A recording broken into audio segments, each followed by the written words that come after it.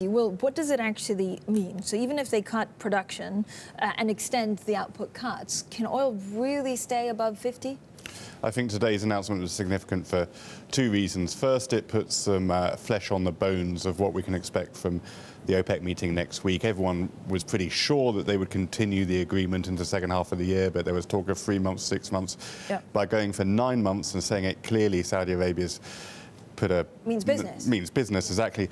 The other thing I take away from this is how closely Russia and Saudi Arabia are working together. We've got coordinated announcements, we've got joint press conferences, and I'm not sure that the oil market is totally alive to what a big deal this is. These are the world's two biggest producers, 20 million barrels a day between them, working hand in hand. And although, they're in a slightly weak position because of shale, it seems to me a very important development. Right, but how much do we know about shale producers, these oil rigs that basically are much more nimble so that they can come back online very quickly? Look, I think that when Saudi Arabia adopted this new policy together with OPEC and non-OPEC countries in the autumn, they didn't expect shale to do what it's done. The speed and strength of which it's come back has clearly surprised everybody, including the Saudis, and that's why they're having to adjust their policy and make the curbs go on for longer.